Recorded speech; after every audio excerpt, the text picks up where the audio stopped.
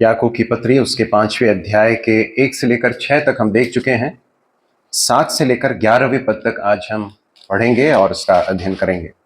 अब देखिए, जब विश्वासी लोग जो हैं वे अविश्वासियों के द्वारा जो परमेश्वर का भय नहीं मानते हैं, जब वे सताव को सहते हैं, अन्याय सहते हैं, तो उनका प्रत्युत्तर क्या होना चाहिए, रिस्पॉन्स क्या होना चाहिए, इसके बारे में आगे जाकर याकूब कहता है। हमने इस बात को भी देखा था कि इसलिए जो शब्द है वो एक कनेक्टिंग वर्ड है, जोड़ने वाला शब्द है, और उससे समझ में आता है कि याकूब कह रहा है कि इसलिए कि परमेश्वर का न्याय आने वाला है, इसलिए है भाइयों तुम क्या करो, प्रभु के आगमन तक धीरज धरे रहो।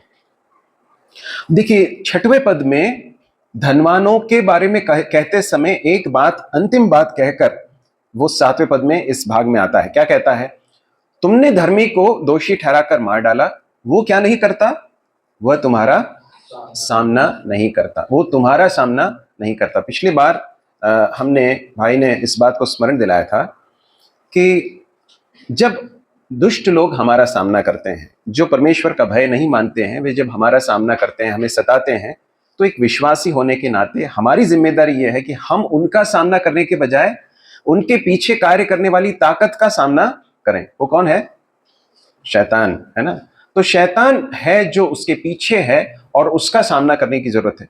मेरे प्रिय भाइयों बहनों, हमें आने वाले दिनों में या इन दिनों में भी अलग अलग तरीके से हम विरोधियों का सामना, विरोधियों का के द्वारा जो विरोध होता है, सताव होता है, वो अलग अलग प्रकार से जो है हम लोग उसका सामना कर रहे होंगे, और हम नहीं जानते हैं कि आने वाले दिनों में ये किस तरह से आगे बढ़ने वाला है।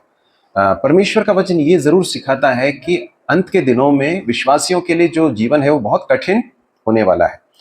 प्रेरितों के काम के आरंभ में ही पतरस ने अपने भाषण में क्या कहा कि हमें बहुत कष्ट झेलते हुए, क्लेश झेलते हुए परमेश्वर के राज्य में प्रवेश करना होगा। तो ये बहुत बहुत ही नॉर्मल चीज है, हमें इसे एक्सपेक्ट करना ही है। और जब ऐसा होता है तो हमारा प्रत्युत्तर क्या होना चाहिए? यहां पर लिखा है कि हमें उनका सामना करने की आवश्यकता नहीं है। और आगे जाकर वो बताता है कि ऐसा करने की आवश्यकता क्यों है। क्यों है? 7वें पद में लिखा है, इसलिए है भाइयों प्रभु के आगमन तक क्या करो? धीरज धरो। उसका कहने का अर्थ यह है कि ये जो है, ये एक ऐसा शब्द है जो ये बताता है कि जिसमें एक व्यक्ति कुछ लोगों के द्वारा जो परेशानी सह रहा है, उसमें वो सह रहा है, और कैसे सह रहा है? बड़े लंबे समय तक सह रहा है, सफरिंग लॉन्ग, वो है उसका अर्थ। अब यहां पर पेशेंट रहने की बात कर रहा है ना। याकूब क्या कह रहा है? जब सताव आते हैं, परेशानी आती है, प्रभु यीशु मसीह के शिष्य होने के कारण जब क्लेश आता है, परेशानी आती है, सताव आता है, हमारा प्रत्युत्तर क्या होना चाहिए? हमें क्या करना है? धीरज धरना है ना।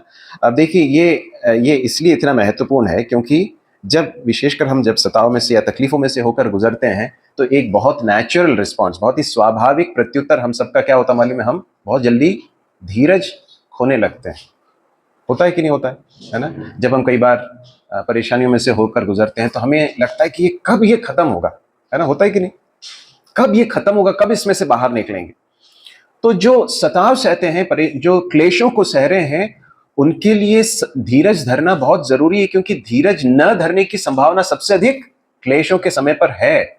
ये संभावना है, इसलिए याकूब स्मरण दिला रहा है कि मेरे प्रियो, हे भाइयों, प्रभु के आगमन तक धीरज धरे रहो। और वहां पर वो 3 उदाहरण देता है, धीरज धरने के लिए प्रोत्साहन देने वाले 3 उदाहरण देता है। कौन कौन से उदाहरण है बता सकते हैं? पहला है किसान के बारे में बताता है, फिर भविष्यद्वक्ताओं के बारे में बताता है। तुमने भविष्यद्वक्ताओं के बारे में सुना है, ऐसा लिखता है ना 10वें पद में, हे भाइयों, जिन भविष्यद्वक्ताओं ने प्रभु के नाम से बातें की, उनको दुख उठाने और धीरज धरने का एक आदर्श समझो। और उसके बाद 11वें पद में किसका बताता है? अय्यूब के बारे में। Very good. तो 3 उदाहरणों को देखकर याकूब ये बताना चाहता है कि इन उदाहरणों को देखो और इससे एक बहुत महत्वपूर्ण पाठ सीखो। वो पाठ कौन सा है? धीरज धरने का पाठ, या फिर द लेसन ऑफ पेशेंस। क्या बताता है? सबसे पहला उदाहरण क्या कहता है? देखो, किसान पृथ्वी की बहुमूल्य फसल की आशा रखता हुआ प्रथम और अंतिम वर्षा होने तक धीरज धरता है। यहां पर सबसे पहली बात जो बताई गई है वो है किसान के बारे में। किसान क्या करता है? किसान आशा रखता हुआ प्रथम और अंतिम वर्षा होने तक क्या करता है? धीरज धरता है। देखिए, जब एक किसान अपने भूमि को फसल के लिए तैयार करता है। सबसे पहले उसको मिट्टी को तैयार करता है, उसके बाद उसमें पानी डालता है, उसके बाद बीज बोता है। बीज बोने के बाद जब तक वो बीज अंकुरित होकर बाहर निकल कर नहीं आता, उसको क्या करना होता है? उसको धीरज धरते हुए इंतजार करने की जरूरत है। उसके धीरज न धरने से कुछ होगा क्या? कुछ नहीं होगा। उसको इंतजार करना ही होगा। उसके लिए एक अपॉइंटेड समय है। एक बीज को अंकुरित होकर बाहर निकलने के लिए एक समय निर्धारित है। उस समय तक उसको क्या करना पड़ता है? वेट करना पड़ता है। दूसरी बात वो कहता है, प्रथम और अंतिम वर्षा होने तक धीरज धरता है। उसके कंट्रोल में है क्या कुछ? कुछ भी नहीं। अब देखिए, आज पानी देने के लिए दूसरे बहुत सारे साधन है, परंतु पुराने समय में जब खेती बाड़ी होती थी, क्या कैसी होती थी? बारिश के ऊपर पूरी रीति से निर्भर है ना। तो वो चित्र है। तो इसलिए उसे जो है उस बीज के अंकुरित होने के लिए, वर्षा के आने के लिए और उस बीज के बड़े होकर फसल तैयार होने तक क्या जरूरी है? उसको धीरज धरना जरूरी है। तो जो है वो आशा में धीरज धरता। सबसे पहली बात जो बताई गई है वो यह है, किसान पृथ्वी की बहुमूल्य फसल की आशा रखता हुआ क्या करता है? धीरज धरता है। मेरे प्रिय भाइयों बहनों, जब हम क्लेशों में से होकर गुजरते हैं, याकूब हमें स्मरण दिला रहा है कि हमें याद रखना है कि हमारे सामने एक आशा दी गई है। वो आशा क्या है? क्या है हमारी आशा? कि हमारा प्रभु एक दिन आने वाला है। इसलिए तो लिखा है वहां पर कि प्रभु के आगमन तक धीरज रखो। ये है हमारी आशा। हमारी आशा जो है वो प्रभु यीशु मसीह स्वयं है। ही इज आवर होप, है ना। प्रभु ने कहा है कि मैं जा रहा हूं पिता के पास और फिर मैं तुम्हारे लिए स्थान तैयार करने के लिए जा रहा हूं। जब स्थान तैयार हो चुका होगा तो क्या होगा? मैं तुम्हें लेने के लिए आऊंगा, ताकि मैं जहां पर हूं वहां पर तुम भी रहो। देखिए, जो संसार के जितने भी क्लेश हैं, सताव हैं, परेशानियां हैं, वे सब एक समय के लिए ही हैं, निश्चित समय के लिए। वो समय कौन सा मालूम है? आज से लेकर प्रभु के आगमन तक, तब तक के लिए ही है, उसके बाद नहीं है। ये कितनी बड़ी धन्य आशा है मेरे प्रिय भाइयों बहनों की परमेश्वर ने हमें हमारे कष्टों को, हमारे क्लेशों के लिए एक लिमिट रखा है, एक सीमा ठहराई है और उस सीमा के पार नहीं होगा। हमें बहुत बड़ी आशा दी गई है। इसलिए प्रेरित पौलुस जो है कुरिन्थियों की पत्री में कहता है कि जो महिमा हमारे लिए परमेश्वर ने तैयार की है, उस महिमा के सामने इस संसार के क्लेश कैसे हैं? क्षण भर के हैं, पल भर के हैं। और कैसे हैं? बहुत ही हल्के हैं। कृपया दो शब्द कर बताया गया। एक तो समय में बहुत ही कैसे हैं? बहुत क्षणिक हैं, एक क्षण का है। और वजन में कैसे हैं? बहुत ही हल्के हैं। महिमा के साथ, उस अनंतता के साथ जब हम कंपेयर करते हैं, जो इस पृथ्वी के इस जीवन के बाद हम जिसमें प्रवेश करने वाले हैं, तो देखा जाए तो ये संसार के 70, 80, 90 वर्ष भी अगर हम जिए तो क्या है? एक क्षण के समान। मेरे प्रिय भाई और बहनों, जरा सोचकर देखिए, अनंतता। अनंतता मतलब कैसा समय है जो कभी खत्म नहीं होगा। देखिए, कई बार आज वर्तमान में जब हम इस संसार में जीते हैं, उस समय पर जब बहुत खुशियों के समय आते हैं, है ना, जब बहुत आनंद का समय होता है, तो कई बार हम उसमें बहुत आनंदित होते हैं। लेकिन कई बार मन के कोने में एक विचार रहता है कि ये ज्यादा समय के लिए नहीं है। जीवन में अलग अलग तरह के अनुभव आते हैं, आता है कि नहीं विचार, है ना। और ये वास्तविकता है। इस संसार में भले ही आनंद के पल आते हैं, परंतु वो भी कैसे हैं? बहुत सीमित हैं। और इस संसार में आनंद भी प्रभु देते हैं, लेकिन साथ साथ में इस संसार का जीवन बहुत कष्टों से और क्लेशों से भरा हुआ जीवन है। परंतु जिस अनंतता के बारे में परमेश्वर का वचन बताता है, जो अनंतता मृत्यु के पार प्रभु के आगमन के से जो हमारी जो अनंतता आरंभ होने वाली है, उस अनंतता के बारे में प्रेरित पौलुस कहता है कि उसका कभी अंत नहीं होने वाला है। और वो कैसा होगा? वो महिमा से भरा हुआ होगा। उसमें इस संसार की तकलीफों, परेशानियों, दुखों, आंसुओं, बीमारियों, पाप के साथ के संघर्ष, इन सारी बातों का कोई नामो निशान भी नहीं होगा। कितनी बड़ी बात है, कितनी महिमामय आशा परमेश्वर ने हमें दी है। और इसलिए प्रियो, हमारी दृष्टि जो है उस आशा पर लगे रहना बहुत ही जरूरी। इसलिए याकूब कहता है, प्रभु के आगमन तक क्या करो? धीरज धरे रहो। वो तुम्हारी आशा है। जिस तरह से किसान जो है फसल की आशा रखता हुआ प्रथम और अंतिम वर्षा होने तक धीरज धरता है, वैसे तुम भी धीरज धरते रहो। बिना किसी ज्यादा परेशानी के प्रभु ने हमें इस संसार में रखा है। परंतु जीवन में आगे क्या कुछ हम अनुभव करने वाले हैं, उसके बारे में हम जानते हैं क्या? नहीं जानते। बीमारियां आ सकती हैं, मृत्यु का सामना करना पड़ सकता है, प्रियजनों के विरह की वेदना को सहने की जरूरत पड़ सकती है, या सताव आ सकता है। ये सारी चीज़ें जो है संसार के साथ जुड़ी, सांसारिक जीवन के साथ जुड़ी हुई सच्चाइयाँ हैं, रियलिटीज़ हैं। परंतु हमें एक बात हमेशा याद रखना है कि हमारे लिए परमेश्वर ने एक ऐसी आशा रखी है जिसमें इन सारी बातों का कोई नामो निशान नहीं होगा। कहता है आशा रखता हुआ प्रथम और अंतिम वर्षा होने तक धीरज रखता है। दूसरी बात यह है, किसान को काफी लंबे समय तक क्या करना होता है? वेट करना पड़ता है, इंतजार करना पड़ता है। और उसी तरह से कई बार जब हम क्लेशों में से होकर गुजरते हैं, इस संसार का जो जीवन है वो हमें कई बार ऐसा लग सकता है कि कितना लंबा समय है, ये खत्म क्यों नहीं हो रहा है। परंतु इस उदाहरण के द्वारा वो हमें स्मरण दिलाना चाहता है कि कितना भी वेटिंग का समय क्यों ना हो, वो एक समय के बाद क्या हो जाएगा? पूरा होगा। और उसके बाद फसल के कटनी का जो आनंद है वो आएगा, है ना। इस बात को वो बताता है। उसके बाद फिर जो है वो दूसरा उदाहरण देता है कि जिन भविष्यद्वक्ताओं ने प्रभु के नाम से बातें की, उनको दुख उठाने और धीरज धरने का एक आदर्श समझो। जब हम पुराने नियम के भविष्यद्वक्ताओं के जीवन को देखते हैं तो हमें समझ में आता है कि उन्होंने बहुत दुख झेले, और विशेषकर ये उनका उदाहरण इस भाग में देना बहुत ही प्रासंगिक है, बहुत ही रेलेवेंट है। उसका कारण क्या मालूम है? क्योंकि ये विश्वासी अविश्वासियों के द्वारा, परमेश्वर का भय न मानने वाले लोगों के द्वारा अन्याय सह रहे थे, सताव सह रहे थे। और याकूब कहता है पुराने नियम के भविष्यद्वक्ताओं का उदाहरण देखो, उनके जीवन को देखो कि उन्होंने क्या किया? प्रभु के नाम से बातें की और उन्होंने दुख उठाया और धीरज धरते रहे। मैं आपको प्रोत्साहित करना चाहता हूं कि पुराने नियम के जो भविष्यद्वक्ता हैं उनके जीवन का अध्ययन करें। Study the life of profits. शुरू से लेकर जो अलग अलग प्रॉफिट्स रहे हैं, जो भविष्यद्वक्ता रहे हैं, उनके जीवन का अध्ययन कीजिए। आप एक बात बहुत कॉमन तरीके से देख सकते हैं कि उन सब ने जो है बहुत सताव झेला, बहुत तकलीफें उठाई। वो किसके द्वारा भेजे गए थे? परमेश्वर के द्वारा भेजे गए थे। किसकी ओर से बोलते थे? परमेश्वर की ओर से बोलते थे। किसका संदेश सुनाते थे? परमेश्वर का संदेश सुनाते थे। किसके बीच में भेजे गए थे? परमेश्वर के लोगों के बीच में भेजे गए थे। लेकिन उन्होंने परमेश्वर के लोगों के ही द्वारा बहुत भयानक दुख सहा।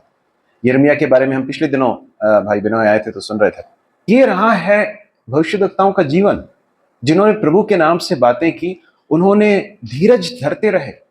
जब यूहन्ना बपतिस्मा देने वाला जब जेल में था, उस समय पर कैसा अनुभव रहा होगा उसका ना? वो सहता रहा। उसे मालूम है कि मेरा जीवन जो है वो कष्टों से भरा होगा, परंतु उसके बावजूद परमेश्वर के नाम से कहते रहना, है ना, और जिस कार्य को प्रभु ने दिया है उसे करते रहना। तो पहला उदाहरण है किसान का, और दूसरा उदाहरण वो भविष्यद्वक्ताओं का देकर कहता है कि जिस तरह से उन्होंने धीरज धरा।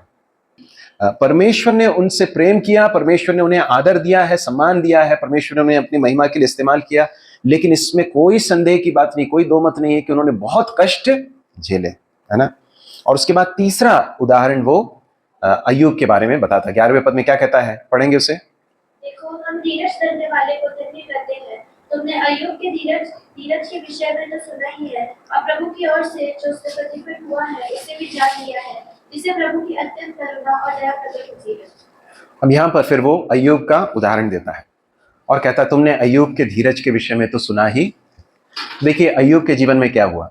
क्या हुआ? अय्यूब कैसा व्यक्ति था? धर्मी व्यक्ति था, परमेश्वर का भय मानता था, बुराई से दूर भागने वाला व्यक्ति था, खरा व्यक्ति था, है ना। उसके बारे में परमेश्वर स्वयं कह रहे हैं कि शैतान से कह रहे हैं, क्या तूने मेरे दास अय्यूब पर दृष्टि की है? उसके समान एक खरा व्यक्ति नहीं है ना। तो परमेश्वर स्वयं गवाही दे रहा है, वो खरा व्यक्ति है, परमेश्वर का भय मानता है। लेकिन क्या हो रहा है उसके जीवन में? एक ही दिन में धन संपत्ति, है ना, जो कुछ उसके पास जो कुछ अर्थली पोजीशंस थे वो सब चले गए। उसके बाद खबर आती है कि उसके बच्चे जो हैं वो भी, उनके सबकी मृत्यु हो जाती है। फिर होता है, क्या होता है? उसके शरीर में जो स्वास्थ्य है उस पर भी हमला हो जाता है। उसके बाद हम जानते हैं कि किस तरह से वो बहुत ही बुरी अवस्था में, वो अपने आप को जो है ठीकरा लेकर जो है वो खुजा रहा है। ऐसी अवस्था में अय्यूब बहुत ही शॉर्ट टाइम के अंदर पहुंच गया, बहुत ही थोड़े समय के अंदर अय्यूब आसमान से बिल्कुल नीचे तक आ गया। और ये सब अचानक हुआ और वो सब पूरा सब कुछ खो गया। और उसकी प्रिय पत्नी जो है, जिसे उसे इस समय पर सपोर्ट करना चाहिए, उसे प्रोत्साहित करना चाहिए, वो भी क्या कहती है, तू क्यों अपनी खराई को पकड़े हुए है, परमेश्वर का इनकार कर और तू मरता है तो मर जा। देखिए हमारे जीवन में सबसे निकटतम रिश्ता जो है वो कौन होता है, जीवन साथी होता है, इसलिए उसको जीवन साथी कहते हैं ना। हमने पिछले बार भी मलाकी की पुस्तक में देखा था कि वो तेरे जवानी की संगिनी है, साथी है, हम सफर कहते हैं ना।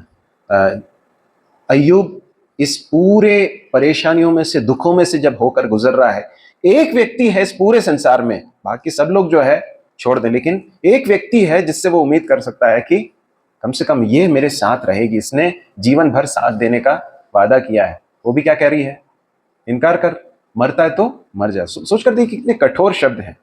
और उस समय पर अय्यूब का क्या कहना है, क्या परमेश्वर से हमने भला अगर प्राप्त किया है तो क्या हम उसके हाथ से बुरा न करें। प्रभु ने दिया है और प्रभु ने लिया है, उसके नाम की महिमा हो। मेरे प्रिय भाइयों और बहनों, अय्यूब का उदाहरण देकर याकूब बताता है कि उसने क्या किया, धीरज धरा। आगे जाकर अय्यूब की पुस्तक में उस तरह से पढ़ते हैं, अय्यूब कहता है मैं आगे जाता हूं ये सोचते हुए कि परमेश्वर को मैं वहां पर पाऊंगा, मुझे नहीं मिलता है। मैं पीछे जाता हूं, मैं इधर जाता हूं, मैं उधर जाता हूं। कहने का अर्थ यह है कि मैं परमेश्वर को ढूंढ रहा हूं, परमेश्वर के उपस्थिति के लिए मैं इसका एक उत्तर चाहता हूं, मुझे नहीं मिल रहा है। ऐसा लगता है कि इस पूरे परेशानी में परमेश्वर मौन है, मुझे नहीं समझ में आ रहा है, मैं जिस रास्ते पर चल रहा हूं मेरे लिए एक अनजान रास्ता है। परंतु एक बात वो कहता आगे जाकर, क्या कहता मालूम है, मैं नहीं जानता, परंतु जिस मार्ग पर मैं चल रहा हूं उस मार्ग के बारे में वो जानता। He knows the way that I take. और उसके बाद एक विश्वास का कथन अय्यूब कहता है, क्या कहता है, जब वह मुझे परखेगा तो मैं सोने के समान शुद्ध होकर बाहर निकलूंगा। मेरे प्रिय भाइयों और बहनों, हम ये सब बातें जो हैं, इसके बारे में बोलना आसान है, इसके बारे में सुनना आसान है, परंतु जब कठिनाइयों में से होकर गुजरते हैं उस समय पर धीरज धरना इतना आसान नहीं है। इसके लिए परमेश्वर के अनुग्रह की बहुत ज़रूरत है। याकूब 3 उदाहरणों को देकर क्या बता रहा है, क्लेशों में जो सबसे महत्वपूर्ण रिस्पॉन्स है वो क्या है, धीरज धरना। अब ध्यान से सुनिए इस बात को, धीरज न धरने वाले का एक लक्षण बताएंगे क्या। जब हमारे अंदर धीरज नहीं रहता तो क्या होता है, कुड़कुड़ाते हैं और परेशान होने लगते हैं और जी गलत कदम उठाने लगते हैं और चिड़चिड़ाते हैं और गलत बात सोचने लगते हैं, जी गलत करने लगते हैं, गलत बोलने लगते हैं, है ना, गलत बातें बोलते हैं, दूसरों के ऊपर दोष लगाने लगते हैं।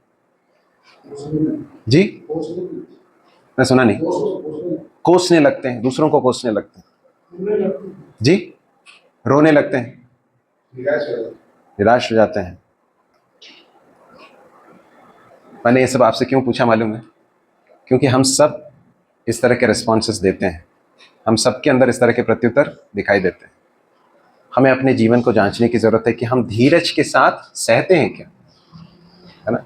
जब परेशानियां आती हैं, जब क्लेश आते हैं, तकलीफें आती हैं, तो यदि एक व्यक्ति के अंदर धीरज नहीं है तो बहुत जल्दी क्रोधित होने लगता है, दूसरों के ऊपर दोष लगाने लगता है, कुड़कुड़ाने लगता है, गलत बातें सोचने लगता है, गलत बातें बोलता है। पिछले दिनों में कैसा रहा है जीवन, हमारे मुंह से निकलने वाले शब्द कैसे रहे हैं, हमने दूसरों के साथ कैसा व्यवहार किया, हमारे किसी परेशानी के कारण क्या हमने दूसरों के ऊपर दोष लगाया, कुड़कुड़ाया क्या, दूसरों के ऊपर क्रोधित हुए क्या। हम वापस उसके 8वें पद में आ जाते हैं। 3 उदाहरण दिया है। पहली बात वो कहता है धीरज धरो, उसके बाद फिर 8वें पद में कहता है तुम भी धीरज धरो और अपने हृदय को दृढ़ करो, क्योंकि प्रभु का आगमन निकट है।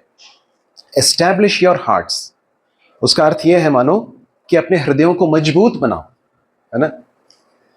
हमारा हृदय जो है यदि मजबूत नहीं होगा तो फिर व्याकुल होने लगेगा, है ना। इसलिए प्रभु यीशु मसीह ने भी यूहन्ना रचित सुसमाचार 14वें अध्याय में क्या कहा, तुम्हारा मन व्याकुल ना हो। एक हृदय जो एस्टैब्लिश्ड है, दृढ़ है, वो जो है आसानी से जो है व्याकुल नहीं होता। तकलीफें आ सकती हैं, परेशानी आ सकती है, परंतु उसके बीच में भी सहने की ताकत, उसमें भी व्याकुल ना होते, हड़बड़ाने के बजाय परमेश्वर पर भरोसा करने की जरूरत। ये एक ऐसा चित्र है जिसमें एक पेड़ है जिसकी जड़ें बिल्कुल मजबूत हैं या फिर नीचे गहरी तक गई हैं, और उसके कारण जब हवा की थपेड़े उस पर लगती हैं तो वो इधर उधर झुकता जरूर है, परंतु उसके बाद भी वो स्थिर खड़ा रहता है। ये है एक चित्र। मेरे प्रिय भाइयों और बहनों, क्लेश आएंगे, तकलीफें आएंगी, अलग अलग तरह की परेशानियां आएंगी। याकूब की इसके ही पहले अध्याय में याकूब क्या कहता है, जब तुम नाना प्रकार की परीक्षाओं में पड़े, तो एक तरह की नहीं, अलग अलग तरह की परेशानी आएंगी। शायद एक परेशानी से निकलकर दूसरे परेशानी में भी जाना पड़ सकता है, परंतु यहां पर याकूब बताता है तुम्हारे हृदय कैसे होने चाहिए, दृढ़ होने चाहिए। परमेश्वर का वचन हमें स्मरण दिलाता है कि परमेश्वर का वचन है जो हमारे हृदयों को दृढ़ कर सकता है। एक दो भाग जरा जल्दी से पढ़िए। दूसरा पत्रस पहला अध्याय और उसका 12वां पद। यद्यपि तुम ये बातें जानते हो और जो सत्य वचन तुम्हें मिला है उसमें बने रहते हो, तो भी मैं तुम्हें इन बातों की शुद्धि दिलाने को जरूरत गया।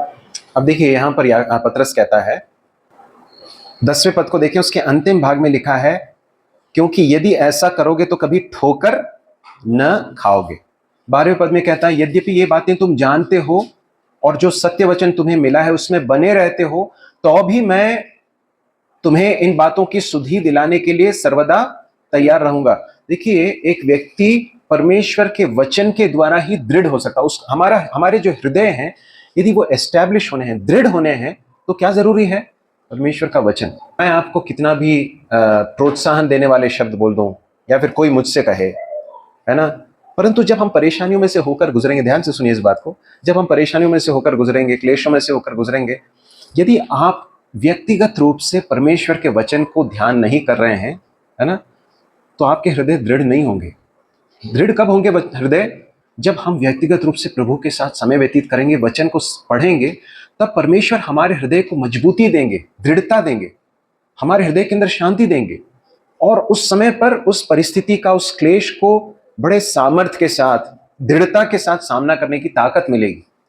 परमेश्वर का वचन है, इसलिए पत्रस कहता है मैं तुम्हें स्मरण दिलाता रहूंगा, सुधि दिलाने के लिए सर्वदा तैयार रहूंगा। सत्य वचन जो तुम्हें मिला है उसमें बने रहना बहुत जरूरी है। एक और भाग पढ़िए, रोमियो उसका 15वां अध्याय उसका 4था पद। Romans chapter 15 verse 4। जितनी बातें पहले से लिखी गई वे हमारी ही शिक्षा के लिए लिखी गई है कि हम धीरज और पवित्र शास्त्र के प्रोत्साहन द्वारा आशा रखें। देखिए अब क्या हो रहा है, जो बातें लिखी गई हैं वो किस लिए लिखी गई हैं, हमारी शिक्षा के लिए लिखी गई हैं, कि हम धीरज और पवित्र शास्त्र के प्रोत्साहन। अब देखिए, ताकि हम धीरज पाएं, पवित्र शास्त्र के प्रोत्साहन के द्वारा, फिर क्या लिखा है, आशा रखें। देखिए परमेश्वर का वचन है जो हमें प्रोत्साहित कर सकता है, परमेश्वर का वचन है जिसमें जीवन है। इसलिए यदि हमारा जीवन यदि वचन में अगर ग्राउंडेड नहीं है तो वो हमारे जीवन में दिखाई देगा। आप अपने रिस्पॉन्सेस को जरा एग्जामिन कीजिए, जरा जांचिए कि पिछले दिनों में क्लेशों के बीच में, परेशानियों के बीच में, विपरीत परिस्थितियों के बीच में, प्रतिकूल परिस्थितियों में आपका प्रत्युत्तर कैसा रहा है। यदि आपका प्रत्युत्तर विश्वास का रहा है तो वो इसलिए रहा है क्योंकि आप परमेश्वर के वचन के द्वारा ताकत पा रहे हैं, और नहीं तो फिर आपको उसका असर भी दिखाई देगा। परमेश्वर का वचन है जो हमें सामर्थ्य देता है कि हम दृढ़ता से सामना करें। उसके बाद वापस आ जाएं, और उसके बाद 9वें पद में कहता है हे भाइयों एक दूसरे पर दोष न लगाओ ताकि तुम दोषी न ठहरो, देखो हाकिम द्वार पर खड़ा है। पहले दो बातों को बताते समय उसने क्या कहा, प्रभु का आगमन निकट है ना, वो प्रोत्साहन की बातें हैं, धीरज धरो, है ना, धीरज धरते रहो, जैसे किसान धीरज धरता है, प्रभु का आगमन निकट है ना। दूसरी बात में भी वो उसी बात को कहता है, हृदय को दृढ़ करो क्योंकि प्रभु का आगमन निकट है। यहां पर क्या कहता है, हे भाइयों एक दूसरे पर दोष न लगाओ, और फिर क्या कहता है, हाकिम द्वार पर खड़ा है। जब परेशानियों में से होकर गुजरते हैं हम, तो कई बार, ध्यान से सुनिए इस बात को, जब हम कई बार क्लेशों में से, परेशानियों में से होकर गुजरते हैं तो एक और गलत प्रत्युत्तर क्या होता है मालूम है, हम दूसरों के ऊपर दोष लगाने लगते हैं, हम कुड़कुड़ाने लगते हैं, हम दूसरों को जो है दोषी ठहराने लगते हैं, हमारी परिस्थितियों के लिए हम दूसरों को दोष देने लगते हैं। उस समय पर हमारा प्रत्युत्तर, सही प्रत्युत्तर क्या होना चाहिए, हम धीरज धरे रहें, हम पेशेंटली एंड्योर करें, सहें, परंतु हम करने क्या लगते हैं? हम दूसरों को दोष देने लगते हैं। तुम्हारे कारण ऐसा हुआ, तुम हो इस सब का कारण, उसने ऐसा किया इसलिए मेरे साथ ऐसा हो रहा है। परंतु परमेश्वर का वचन कहता है, भाइयों एक दूसरे पर दोष न लगाओ, do not grumble against one another. बहुत आम बात है, कई बार पति अपने दिन भर के कार्य के व्यस्तता के बाद, घर में आने के बाद, ऑफिस का जो सारा फ्रस्ट्रेशन है वो कई बार किसके ऊपर निकाल देते हैं? पत्नी के ऊपर निकाल देते हैं या बच्चों के ऊपर निकाल देते हैं, या फिर पत्नी कई बार पति के ऊपर निकाल देती है। हो सकता है वो भी किसी टेंशन में से होकर गुजर रही है। जब हम परेशानियों में से होकर गुजरते, यदि हम प्रभु के साथ यदि हम चल रहे हैं, यदि हमारा हृदय जो है मजबूत है, दृढ़ है, यदि हम धीरज धरे हुए हैं तो आसानी से ये चीज हमारे अंदर नहीं होगी। क्या लिखा है यहाँ पर? एक दूसरे पर दोष लगाना। एक दूसरे पर दोष न लगाओ ताकि तुम भी दोषी न ठहरो। हाकिम द्वार पर है। यहाँ पर याकूब बताता है कि जब तुम ऐसा करते हो तो तुम अपने आप को दोषी ठहरा रहे हो। जब तुम अपने परेशानी का कारण दूसरों को ठहराने लगते हो, जब दूसरों के ऊपर दोष लगाते हो, कुड़कुड़ाते हो, तो इन सारी बातों को देखने वाला एक प्रभु है और वो ध्यान से देख रहा है कि तुम्हारा रिस्पॉन्स कैसा है। वो न सिर्फ तुम्हें लेने के लिए आने वाला है, परंतु वो तुम्हारे जीवन का ऑब्जर्व करने वाला है और वो हाकिम भी है। हाकिम का मतलब क्या मालूम है? ये विश्वासियों को भी एक दिन प्रभु के सामने खड़ा होना होगा, अपने जीवन का लेखा देना होगा। प्रभु प्रेरित पौलुस ने कहा कि हम सबका हाल मसीह के न्यायासन के सामने प्रकट होगा। तो इसलिए ये बात हमें स्मरण दिलाती है कि हम जब तकलीफों में से, परेशानियों में से होकर गुजरते हैं तो हम कभी भी अपना गुस्सा या अपनी जो फ्रस्ट्रेशंस जो है वो दूसरों के ऊपर ना निकालें, पेशेंटली उसे एंड्योर करें। कई लोग बहुत आसानी से अपने क्रोध को एक्सप्रेस कर देते हैं। कैसे करते हैं? गलत शब्द बोलकर, कुछ भी गलत बोल दिया, गलत बातें बोल दिया, गलत तरीके से व्यवहार किया, और उसके बाद क्या होता मालूम है? उसके बाद फिर भूल जाते हैं कि हमने क्या किया, और उसके बाद फिर जिसके प्रति किया उससे अपेक्षा करते हैं कि वो बिल्कुल नॉर्मल तरीके से व्यवहार करे। अक्सर पुरुष इस तरह से स्त्रियों के साथ करते हैं, परंतु ये बहुत ही गलत बात है ना। क्रोध में आकर जब हम पाप करते हैं, किसी गलत बात को बोलते हैं, तो उसको जो बताकर हम नॉर्मल होकर जो है हम अपने नॉर्मल तरीके से चल रहे हैं, और सामने जो जिसके साथ हमने किया है वो बिल्कुल नॉर्मल रहे या वो सब भूल जाए, ऐसी अपेक्षा करना सही नहीं है, रीजनेबल नहीं है। करना क्या चाहिए? हमें करना क्या चाहिए? यदि हमने अपने क्रोध में आकर पाप किया, गलत बात अपने मुंह से बोली है, तो हमको करना क्या चाहिए? हमें जाकर क्षमा मांगनी चाहिए और उसके बाद फिर उसे न दोहराने के लिए सारे प्रयत्न करने चाहिए। याकूब यहाँ पर बताता है कि दोष न लगाओ ताकि तुम भी दोषी न ठहरो, और हाकिम द्वार पर खड़ा है। तुमने अय्यूब के धीरज के विषय में तो सुना ही है, और फिर कहता है, और प्रभु की ओर से जो उसका प्रतिफल हुआ उसे भी जान लिया है, जिससे प्रभु की अत्यंत करुणा और दया प्रकट होती है। अब यहाँ पर वो अय्यूब के बारे में एक बात बताता है कि उसने धीरज धरा, और उसके बाद फिर उसके अंत की बात बताता। क्या लिखता है? उसका प्रतिफल, प्रभु की ओर से जो उसका प्रतिफल हुआ उसे भी जान लिया है। धीरज धरने का प्रतिफल है, इस बात को याकूब यहां स्मरण दिला रहा है, जिससे प्रभु की अत्यंत करुणा और दया प्रकट होती है। यदि हम धीरज धरे रहेंगे तो जिस तरह से किसान अपने मेहनत का और अपने धीरज धरने का फल प्राप्त करता है तो उसमें आनंदित होता है, और जिस तरह से अय्यूब के जीवन में हुआ, उसी तरह से याकूब हमें स्मरण दिलाता है कि हर व्यक्ति, हर विश्वासी जो अपने क्लेशों में धीरज धरता है उसके लिए एक प्रतिफल है। जो धीरज नहीं धरता उसके लिए प्रतिफल नहीं है। ये भी उसके अंदर इम्प्लाइड है, उसमें निहित है, कहा नहीं गया परंतु उसमें निहित अर्थ है। निहितार्थ कहते हैं ना। हम एक दिन प्रभु के सामने पहुंचेंगे, है ना। उस समय बहुत निकट है। संसार में क्लेश है, परेशानियां हैं, दिक्कतें हैं, समस्याएं हैं, बीमारियां हैं, है ना, और अलग अलग तरह की सिचुएशंस में से हमें होकर गुजरना पड़ सकता है। परंतु कुछ रिस्पॉन्सेस हमने देखे। क्या क्या है देखे हमने? धीरज धरो, फिर अपने हृदयों को दृढ़ करो, और उसके बाद दोष न लगाओ। प्रभु हमारी सहायता करें।